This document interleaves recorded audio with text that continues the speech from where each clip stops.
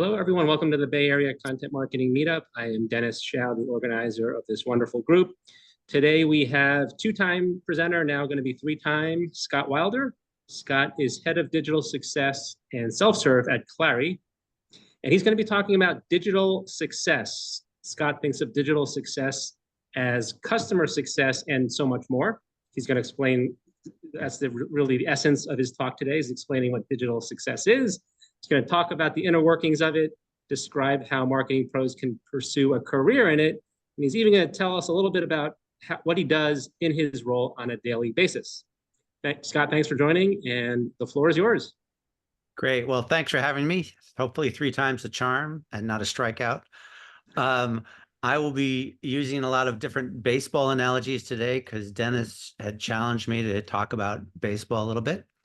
So let me go into slide mode, and then, yeah, if you have any questions, just jump right in.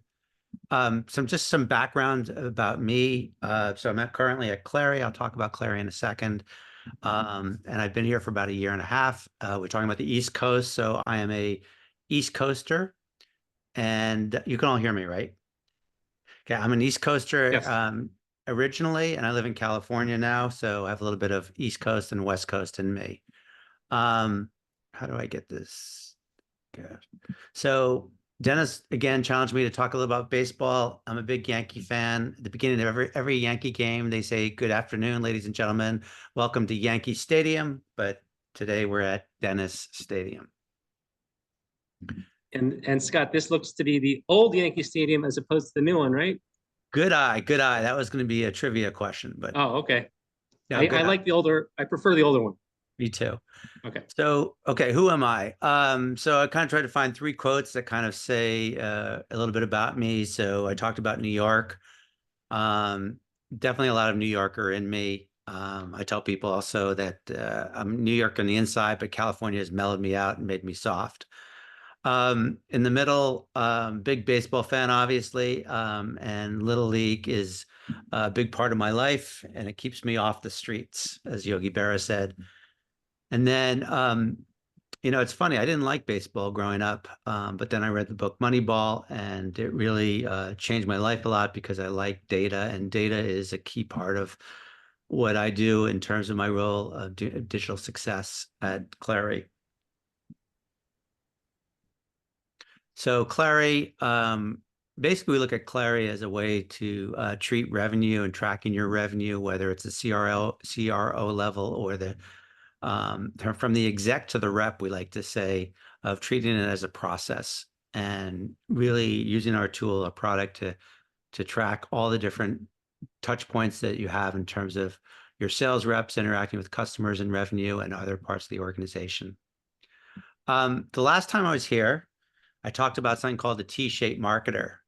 And so a lot of what I'm going to talk about today is maybe leading up a little bit to the digital success stuff is some career decisions I made, because it all set me up for what digital success is. But when I spoke last time, I talked about the T-shaped marketer where, horizontally you go broad, but then you focus on 1 or 2 particular domains. And digital marketing, helping customers using digital tools has always been a common theme.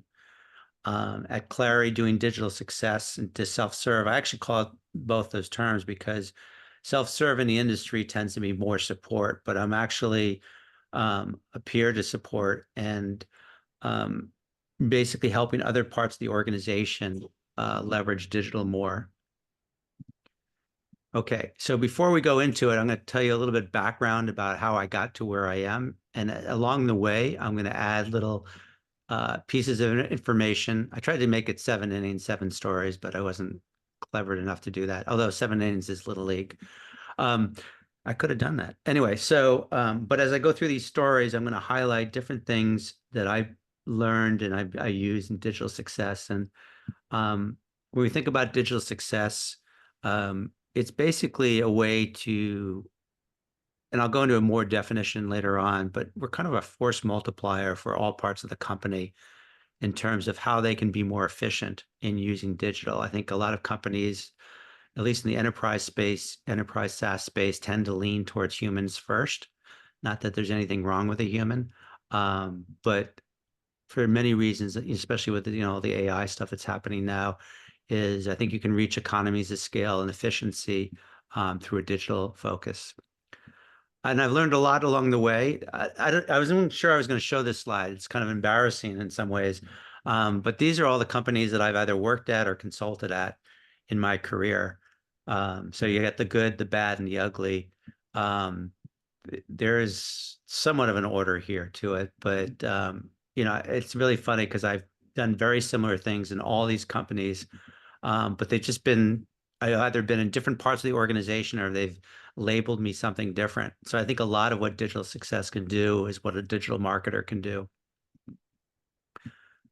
Oops. And I think also, in those companies, I say I played different positions, but it's really strange. Like, I've been in marketing, I've been in product, been in like customer success, been in support. So I played different positions, but at the end of the day, it's really, like I said, it's really trying to figure out how to leverage digital. And I know there's a lot of people here who focus on content, right? And content is just such a key play in all that. Whether you're talking about the future and where AI is or the current and the past, because even though digital can be like a self-serve play, you need to have information to share with customers, right? You need to have something that something created to share with them. Okay, so I'm going to start talking a little bit about career here and just lessons learned before I go into the bulk of digital. I always hate these little things down here. So I think a big part, somebody talked about like, they're in transition to here. I also managing careers is really important to me. So my first job was at American Express. I actually landed it at the A&P supermarket in New York City, and started talking to somebody, and they told me what they did, and they said they needed a database marketer. And so I really decided to go to American Express because I love technology and data. But database marketing is more of a traditional term, which is involved a little bit into CRM. That's really important in terms of what I do in digital success, digital self-serve, because it's really figuring out what attributes you have in a database or in your CRM that you can leverage to personalize or customize information for customers or a segment. After that, let's go here, went to Intuit. And at Intuit, there I was positioning myself as a digital marketer, but ended up doing online communities, which is more and more an important theme in digital success. So, right, the first theme was, when I talked about database marketing, the second theme is online communities. And a big part of that is user-generated content. So I think of people on the team who work on content as being COPs, content operations professionals, and not only creating content, but figuring out how you curate what customers have. And this is something that I really worked on when I was at Intuit. So that's kind of the second attribute. And Intuit also really leaned a lot into customer-driven innovation, which I think is another attribute of digital success, where you're really developing things with your customers, you're developing features, you're developing content, etc. The next theme was when I went to Marketo, and that's where I discovered product-led growth. So I came in as a community guy, but then quickly realized that we could integrate some of user-created content into the product. So I think another theme for digital success or digital self-serve is how to highlight information in the product that's going to be useful. So the team here manages Pendo, and we basically have guides inside the product, whether they're focused on onboarding or a moment in time when somebody, or a moment of need when somebody's in the product.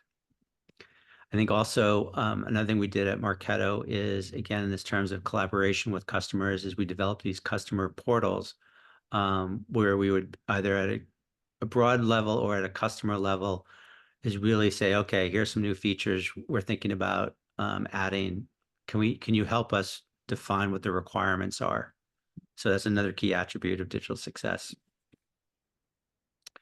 At Adobe, so Adobe was really interesting because, moving around to all these different groups, organizationally, I find that digital success, digital self-serve, customer engagement, I mean, all these things are really a cross-functional sport. And Adobe has probably been the most innovative in the following is they basically took one business problem and said, okay, we're going to put together a cross-functional team and have you solve that problem.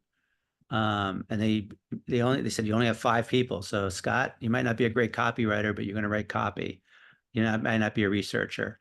And so I think, when you think about digital success, digital self-serve, there's an opportunity to really work cross-functionally. And I think that's true with everybody today. I mean, we're very stuck in our kind of paradigm of like, our silos in the organization. But in all these roles, I continue to learn about how to work cross-functionally. And then HubSpot kind of took a lot of those learnings earlier on, but that's when we really started saying, okay, how do we integrate all these customer-facing experiences as well back-end experiences? So at HubSpot, the HubSpot University, the community, and some other things all are a seamless experience. And then the back end is how do you share data across all these different platforms. So other themes here for a digital success person is creating that seamless digital experience, but also how do you think, I know I have UX, UX twice there, it should be UI, but how to think about from a back end experience of treating that customer the same across all these platforms. I can't tell you how many times, and maybe you guys will nod your head to this, is, you present, here are my findings in terms of active members in my community or my platform, and then an hour later, one of your teammates meets with the same manager and tells them the same thing. It's really unusual for a company to have kind of this holistic approach in terms of whether or not somebody's active or engaged across multiple platforms. So that was another thing that I learned and then applied that to my current job. Current job, like I talked about, is digital customer, digital customer and self-serve digital success. And we're really leaning into a lot of these emerging technologies, like a lot of people with AI. I think some of the things I'm excited about, which I'm more than happy to talk about again, when I think about being digital, is how do these systems on the back end all connect together? So as we launch AI, we're looking at how to leverage with data that's in our CRM system and other places so that we can create personalized experiences. So all these experiences, I'm just trying to highlight what I learned at them and how I applied them to my current job. I think when you think about moving into this space or a new space, it's healthy to go beyond your comfort zone. And that's something that I really tried to do as well in my career. And so when I took the job at Clari, it wasn't in any of the traditional areas of like marketing and product, et cetera. I was, reporting to the head of the chief customer officer and really thinking about how to solve problems for professional services, customers success and support. Or tying it back to a baseball analogy, and I'm going to play with the analogy a little bit, is, sometimes making the strike zone a little bit bigger, meaning when you're doing this role of digital self-serve, you work with a lot of different groups. And so sometimes you might veer off what would be on paper as the perfect job description or the details of what your job description is. And I think that's all kind of becoming more and more common as, in terms, it's more common for me as I, evolve in my career. But anyway, so I think going beyond your comfort zone in terms of what you do, where you are in the organization, or even moving into something like digital success is good. So now in terms of like the meat and potatoes definition of it, and you could ask 10 people this question of what is digital success, and you probably get 10 different answers. This is the one I'm leaning into today.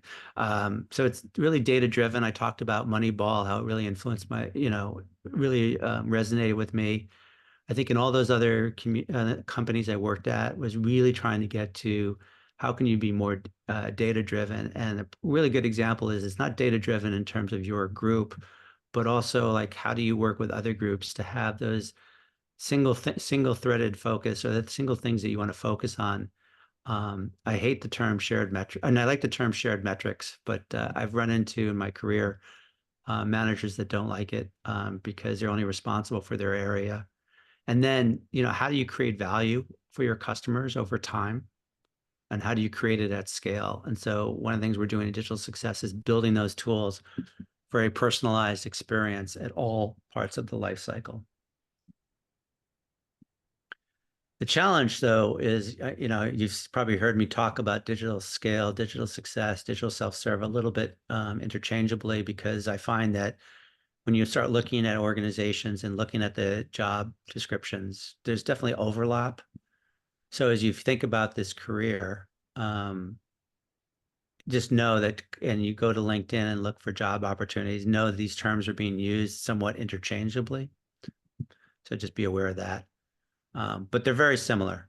And I think, all of us probably know is like you just have to really read the job description carefully when you go into that career is on trying to understand like what is really the job.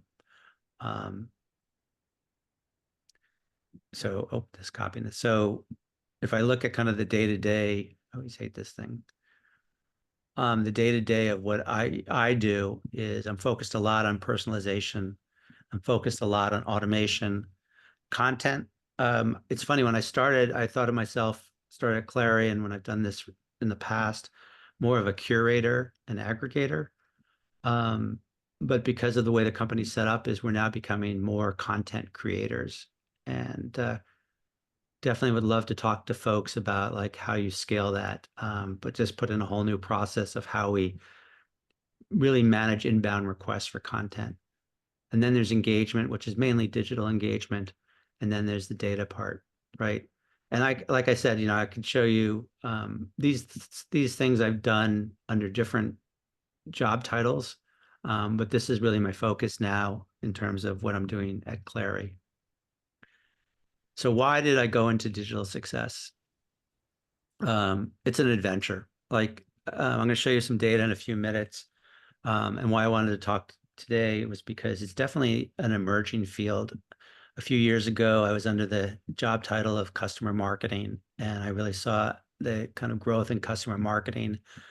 Definitely now it's growing in terms of digital success, and there's a lot of things that haven't been defined yet. So that's why I like the adventure, even though I said, okay, it has similar categories or similar areas that I've done in the past. It's still like a lot of this stuff is still being defined. It's being defined of where you are in the organization. It's being defined of how you measure success. And then it's being defined in terms of automation and AI. The next thing is, we get in terms of like customer success, I believe, is more like human led versus like the digital part. And so I really tried to break down of like what that looks like. I think in the first row, there's an ownership, who's the owner of it. The second row is this engagement model where I would say the customer success is more high touch. Digital led success, you'll have 10 people like me who will say that it's across every category, but I think a really good across all segments. But I think the scaled and the smaller, the long tail of your customers is a great place to start. I have no idea what those 4 zeros are there. And then the primary channel of communication, it's just a lot of time spent, human beings on the phone and things like that, or face-to-face conversations. Where digital, again, it's really trying to help everybody be more efficient. And I think, through some of these platforms and even email, we can save 20, 30% of somebody's time. Customer success traditionally has been more firefighters. I think we're more proactive. A lot of it is kind of inbound experiences. So, the customer's going to a destination. Email is a little bit different where it's more outbound. But I definitely look at it like a firefighter metaphor where historically, in the good old days, firefighters were putting out fires, but now, I asked this firefighter down the street the other day this, and he says he probably spends 40% of his time on preventive measures, right? So helping people learn about what they can do at home, making sure fire extinguishers are there. And so that's how I kind of look at the job. And then, the last thing is just automation. I talked about it before. So the change is what I liked. And another reason I went into it. The third thing was self-serve. I tried to think about my experience last week going to the ballpark. And self-serve is all over, right? Right. You think you go to the ballpark and you can see these self-serve beer machines, self-serve. The players are actually under the dugout, taking practice swings with these electronic pitching machines. And then obviously, if you live in San Francisco or, Phoenix, you've seen a lot of these self-serve cars. I definitely feel some resistance in terms of companies moving quickly to self-serve. But I'm just a really strong believer in it. And I used also the analogy of, for those folks who are as old as me, about ATM machines, that in the 80s when ATM machines came out, people were like, what? I need to have somebody give me my money. This is never going to work. And now, I'm actually going to a bank today, which is kind of ironic, but I haven't been in a bank in probably 2 years, and I have to go into the bank to really just transfer money from one account to another. It's kind of crazy. But and then ATM machines, when my kids grew up, they're 14 and 13, they're going to go away. Not my kids won't go away. The ATM machines will go away, right? Because they're doing everything off their phones now in terms of paying for stuff. So self-serve is another reason why I embraced digital success, digital self-serve. And then I always tell people, career-wise, I follow the money. So when customer marketing was taking off, I went there. And then I don't think I have to, tell you people about, whether it's AI or just digital transformation that's going on in companies. A lot of growth there. So I went to Clari because it focuses on revenue, and I went into digital success because of the growth there in terms of companies becoming more digital. So again, to kind of summarize, I like it, digital success is adventurous because it's changing. Two, it's self-serve, and then just follow the money. And then there's opportunity as well. So these are the percentage of increases in terms of these job titles. I tend to be a little data driven and neurotic. So I've been actually tracking these since I took the job. And then I also did some research about the change over time. Now, you could say, well, customer marketing is growing like this as well. That might be true. But I do believe that these are really strong areas in terms of careers. So we're all marketers here. So I thought I would talk a little bit about job descriptions. Willie Mays was top of mind for me. So he never had to write a job description. So what I did here was I actually took job descriptions. They're digital success job descriptions, digital self-serve. This one's from Workday. And I kind of highlighted certain terms that I think you guys are probably doing today, even though you might be under the marketing umbrella, right? Program management or programs focused on customer-facing initiatives, building relationships with customers. I mean, these are in the digital success, digital self-serve bucket, but these are things that I've been doing for 20 years under all these other, as a marketer, as a customer marketer, as a digital marketer. So this is one example. Drift is another example, right? Like customer journey pops up again, listening to customer strategy. I mean, that's people have been doing research and doing that in other areas. Improving CX, that one maybe you could debate is a little bit out, it could be out of marketing, but certain digital CX is there, right? We do that. Again, life cycle. Maybe all these guys are just copying the same job description over and over. But, and I can tell you also in talking to my peers, when they're hiring, they're looking for more marketing people to be in digital success or in digital success. Here is Dun Bradstreet, right? It's the same sort of thing. I mean, build and establish meaningful relationships among champions, right? Advocacy program, customer advisory board, like all these things. And again, when I was thinking about going into digital success, and it's more than just customer success. I mean, I really wanted to, and maybe I could make a stronger argument, but I think customer success feels very human first, where digital, I think, is really leveraging a lot of things that we've all done in marketing. Don't get me wrong, it's still important to talk to customers, but I think there's a big opportunity here. The next job description, I forget who this was from, so no company here. Go to market strategies. content creation. So for the content folks here, since that was what we talked about earlier, just it's a big part of, what we do. I said we moved from curation to creation, and now I'm really working on in my role of trying to figure out how that applies to future technologies, whether it's AI related or not. Working cross-functionally, we talked about that earlier. So again, I'm just trying to give a sense here of like, if you're like, well, digital success feels kind of foreign to me. You guys are speaking the same language, just to piggyback on something we said earlier. It's kind of like you grew up in England speaking English and now you're in the United States. I mean, it's pretty much the same language. A few strange ways of spelling certain words that the British do, but other than that, it's the same. Again, just more job descriptions here. So I think, we think about your careers and people are looking for jobs and things like that. This is an emerging area, digital success. It's not always going to be in customer success. I think it's more than customer success. And you guys, I mean, I don't know you guys really well. I only know Dennis well, but I'm sure based on the introductions, there's a lot of skill sets you have that can make this a viable career. Or, as if you guys are consultants, maybe you go in and kind of position it as like, find that digital success person and do a project. And again, like I said, you guys have played all these positions before, right? I mean, these are some of the things that I'm doing now in my role, except for maybe, well, no, I'm doing pretty much all these in some capacity, maybe not demand gen. In my role today under digital success that I did in marketing over the last, X number of years. Okay, Yogi Berra again, sorry. So the future ain't what it used to be, but it's in my mind, it's very similar. So anyway, so that's an overview of digital success, how I got there, what I think is happening, and how it's a career opportunity.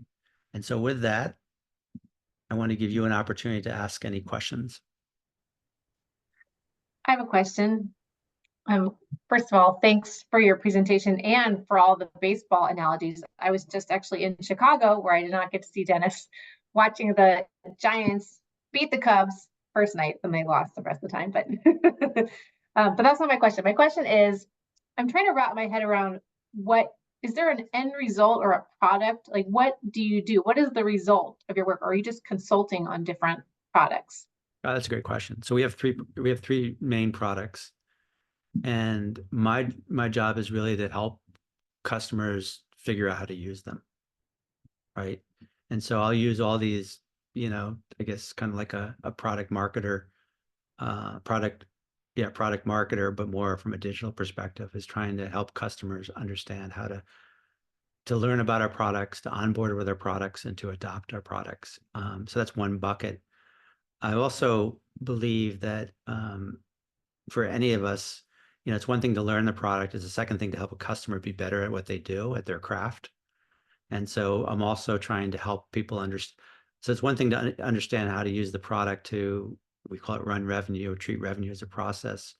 But then if you're like a sales manager, to really understand, learn about what it means to understand revenue, right? What are the different ways of doing, we call them cadences of working with your team. How do you manage up to a CRO? How do you manage up to a CRO in terms of the information that you present? Thank you. And Erica, were you at the game when the Giants made the crazy comeback against the Cubs? Yes, it was such a good game. Oh my God. It was 91 degrees at 9 o'clock at night, but yeah, I stuck with it. Yes, very dramatic. Very good game. Yeah. So Scott, in terms of having your customers make better use of your products, are there KPIs that you use to measure that?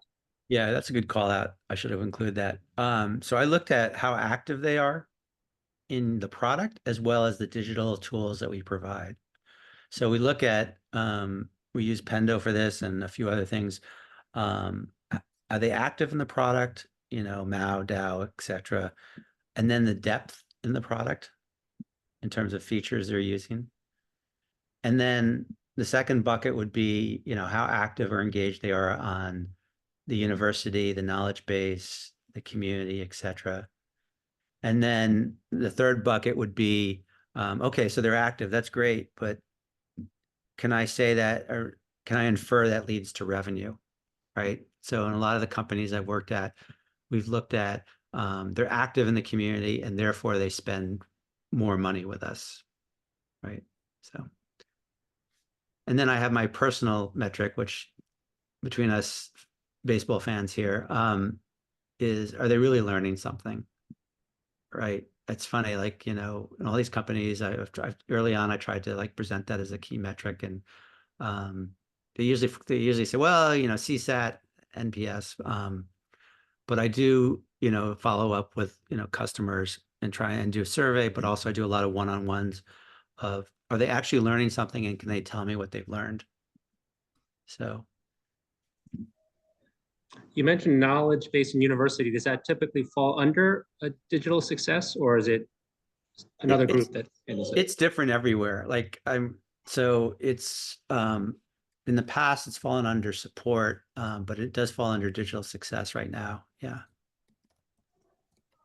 The way I look at it too for the content folks is we get a request to create content for feature X or product X.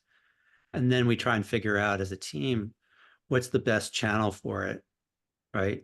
And then are there any, like, if we create a course, is there things in the course that we create that we could use as a KB article? And then I think the other thing too is one of the things we're working on is the support team creates a lot of content. So how do we leverage that? So like they're in the support organization, but again, this is a team sport, so they can contribute to whatever the knowledge base, whatever content we have in the knowledge base. The product marketers are creating a lot of content as well. So I see a question from Caroline in the chat. Do you want to ask, Caroline, or do you want me to read your question? I didn't see the chat, sorry. Sure, I can ask. So I just had a general question as it relates to digital success and that whole space. Are there specific certifications that you would recommend? I mean, I know a lot of people, or some people, accumulate a lot of certifications. Yeah. And are they true all of value, or which ones kind of rise to the surface? That's a great question. There people are just now starting to create certifications for it. So I think the way I would approach it is, if we broke down like the different areas, and I can talk a little bit about this if you want, but and then figure out like what remember the T-shaped marketer, the vertical part is like, what do you want to develop superpowers in? Like, is it community? Is it automation? Is it email? But as far as I don't know of a digital success certification. I know of people who are working on it. There is a digital success Slack channel, which I can look up and give you. And there's also a digital customer success podcast that's pretty good. Okay. Yeah, that would be helpful. Thank you. Yeah. So if you, Alex, I forget his last name, but I can look it up while we're talking, but he has a podcast that focuses on, he calls it digital customer success. I think a lot of times people are calling it digital customer success, but maybe I'm swimming a little bit upstream here, but I think it's just so much more than that, so. Shorter is preferred when you can get away with it. So I like your approach. One of the ways that I've gotten new roles in the past is by doing consulting work and then somewhat graduating into a full-time role. Is there something that a lot of customers need that falls under the digital success umbrella that could easily be packaged up and sold as a consulting gig that then could lead to a broader discussion, or at least build up your track record in the area? Yeah, I think there's opportunities. There's kind of the buckets I look at are, there's content is a big bucket. Like, how do you handle inbound content? How do you handle requests? Do you create it? Do you curate it? Another one is the platforms, right? So community, LMS. There's a lot of stuff around data. But those first two, I think there's an opportunity to do consulting for one of those, for either the content area or one of the platform areas. Because the digital success person they tend to be smaller groups. And so they're relying a lot on, other people's time, right? But everybody's busy. So to answer your question, I think there are opportunities. I would package it up as, helping on the content area is one opportunity. Like I'm this huge AI project right now. And, I'm surprised at how many people didn't realize that, well, you can't really have a bot unless you have, like, the bot needs content. You need to put the logs on the fire, so to speak. The fire is not going to, whatever, go by itself. And then, and so I think people are just kind of wrestling with, like, how do you manage that whole content process and how do you tie it to, whether it's AI or even like federated search, right? Yeah. So I've gotten deep into that. Does that answer your question? Thank you. Yes, thank you. Judith. Yeah. Yeah. So digital adoption is another one. So there's somebody on my team who likes to, but her title is digital adoption. Now that person's working mainly on Pendo and in-product information, but I think you're onto something about digital onboarding, digital adoption. I think it is really key. I do think this all applies to the whole life cycle, but I think when you go into a company, if you can I think more narrow is better in terms of positioning things.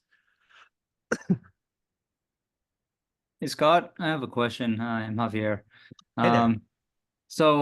Yeah, it's kind of funny. The timing of this is almost impeccable because I just got off an interview with a company looking for somebody to fill in that kind of void. That's kind of the gray area, right? The customer slash social slash marketer kind of duties. The thing is, they're a SaaS company with existing customers already. And they have not really built out a community yet, and they're about to launch a very compelling project and product. And they haven't, the structure to support it yet. And I have to come in almost as a consultant more than just like a, individual contributor, more than that, and be like, hey, this is what I think you guys should do. And that's kind of how I'm approaching it. But now maybe, when I get to the second round, I think that's the case. I'd have to kind of, suggest certain things. And maybe this is the time to, an opportune moment to pick your brain and ask, for advice on, like which 3 platforms or tools would you recommend, for a lean and quick launch. Let's just say like within a 60-day time frame, very quickly, to support a community and a community forum or some sorts of that. Yeah. Very broad question, sorry, but it's just I mean, I'm more than happy to talk to you more about it, because there's a lot of questions I would have about, like, how many customers, how many people, or how many people you think might get to it. Do you want to have single sign-on? Do you want to, you can get deep in the woods. I think, if I think about community platforms, I'm fans of Better Mode, which used to be called Tribe, I think, which is, I think, a pretty light lift compared to some of the other ones. It doesn't have all the bells and whistles of the other ones, but it's a good team there. And they have, and then Vanilla, or we're on Gain Sites Insided community. I think, the questions I would ask is, like, how many people you want to reach? Are you more of or the person who's running it, do they just want something that they can plug and play, or are they like me, who like to get under the hood and figure out, like, how it integrates with other things? Because that's also another factor, which means, does the company have good APIs, integrations out of the box? And then, do you want to kill 2 birds with 1 stone? Sorry if anybody's a bird lover, but in terms of, like, having a university that you could do, like, a light version of a university if you don't have that. Do you want to have KBs, etc.? So more than happy to talk to you. And did Dennis just put a discount up there? Yes, I just put a discount code for a writing course from our sponsor. Nice. Yes. I like this advertising. So anyway, I'm more than happy to talk to you, and just tell me if it's really time sensitive and you need to talk today, tomorrow. So, Wonderful. Thank you, Scott. other, Other questions? so I think, it's, most companies will put it under customer success. I think it could be a lot more than that. I think it's an emerging area. And I think the challenge will be, if you're going into it or you're consulting with it, is, define, I'm going to contradict myself. No, there's a strike zone. I like to extend the strike zone, but now I'm telling you to like, just, no, there's a strike zone. Because, and most companies like are still like, I also come from a bias of just like, digital is where we're going. I think about the ATM machines, and you can either fear it, or you can get out of your comfort zone and just say like, this is what's going to happen, so how I can prepare. And I think, as I showed you with all your, the content, there's a few content people, I know people have other job skills, the digital adoption. You guys have the skills, right? You might not have all the skills, but there's very few utility players today, right? You can play every position. But if you look at that baseball field, when I showed you, like, whether it's content or whether it's emailing, like email is a huge part of this, right? So anyway. So Scott, speaking of that, all of us have like different marketing functions, and one of the, I guess, pet peeves I have in like applying to jobs is that the hiring company usually wants you to have like experience in the area they're hiring for. And obviously for a lot of us, we have not done digital success. We've done the marketing stuff. So maybe tell us about your story and how were you able to convince Clari to get the current role you have when you did not come from a background in digital or customer success? So my story might not be the best example, but Okay. before I tell you my story, is I would just show them like, what you've done in the past, and look at the job, just like I did with those job descriptions, right? Like, to me, it was really interesting, looking at those for this presentation. I hadn't done it in a year, but like, you guys have done a lot of that. The way I got in was, so the person who hired me, I had known from a previous life, and we were just socializing. We talked about what business problems he has, and he started talking about community. And so we talked about what community could be. And then I said, well, let me ask you a question. Can I like write a job description, even though, a new job description? And I framed it differently. I said that community is just one piece of the puzzle in all this. And also, there's certain communities, and this, Javier, is for you, is where everybody's talking about community today, but sometimes you might have an audience that doesn't necessarily want to engage in the community. Like when you deal with financial companies or security people or privacy people, like they're very hesitant to share their dirty laundry because they're dealing with customer, like privacy is a great example. Like, if I'm a privacy officer, I don't want to necessarily go in a community and say, I need help with this because I exposed myself. And we have a little bit of that where, we're dealing with customers' revenue. And so and there's some competitors who use our products. So there's some hesitancy there. So we probably, I'll give us a B or B- on engagement, but we also are like one of the main places the first place you go for any kind of learning that you want about the product. Scott, if you have time for a question. Yeah, go for it. I'm going to continue your baseball analogy just for a second. And I'd love to know there you go, exactly. What your interpretation of the current job market is. Yeah. And what do you see as the best way to hit a home run in terms of looking for job opportunities in the marketing space? Definitely tough market. I think the best opportunities are,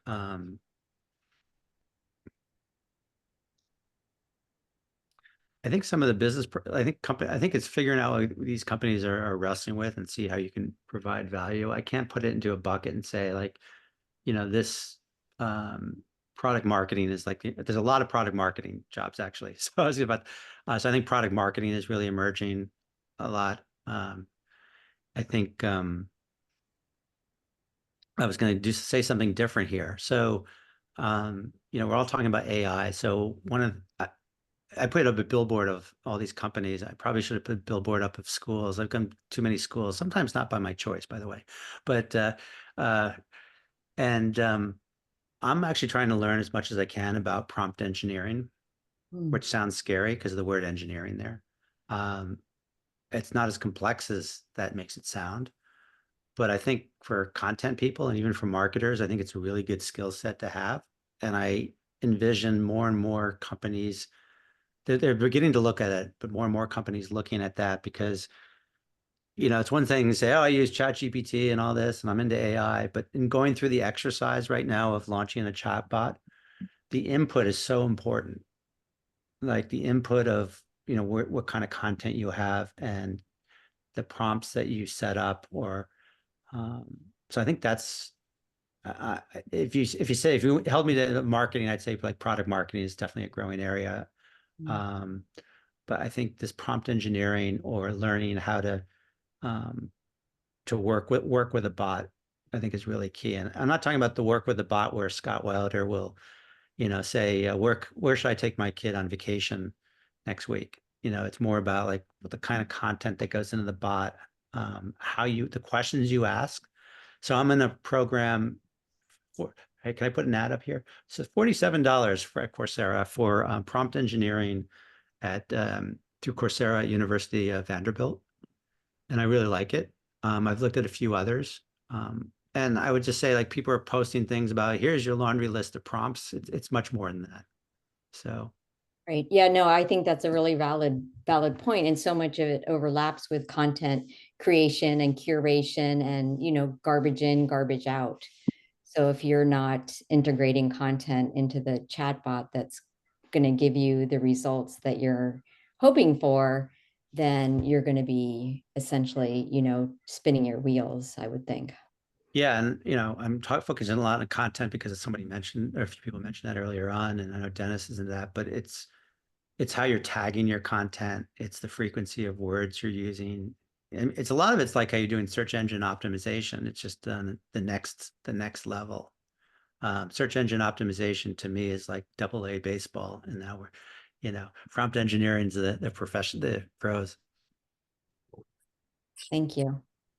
So Floyd, it was at Coursera University. Go to Coursera, go to University of Vanderbilt. There's a basic prompt engineering course, which is a really good course. And then there's a more advanced, there's like 3 different courses there. So, because I think, you know, I don't know if the content people like to write or what, you know, or they like to curate, but I think just, I'm saying it over in different ways. It's just how to get that content in a place that it can be not only reused in the company, but how, you know, AI or search can use it. All right, I think that's about all the time we have. Scott, thanks for your great talk. You knocked it out of the park. Thrilled that the next 2 presenters are here. So Erica is here a week from today, and she had a little plug just now for her talk on a content strategy for AI. And then after Erica is Floyd, I believe on July 18th, also about AI. So join us then. And if you didn't hear, our in-person in San Mateo, organized by Rich Schwerin, he's changed the date, so I think it's now in July. So check our meetup page. If you're in the Bay Area, come and meet with us in person. Oh, it's not today? No, it's not today. I think it's now July 25th. Oh, It was originally today, way back when, but it has been changed. So sorry for any confusion. and I'm sorry, can you just confirm the name of the meetup group? Oh, Bay Area Content Marketing. Bay Area Content Marketing. Okay, thank you. All right, thanks everyone. Thank you. Thank you.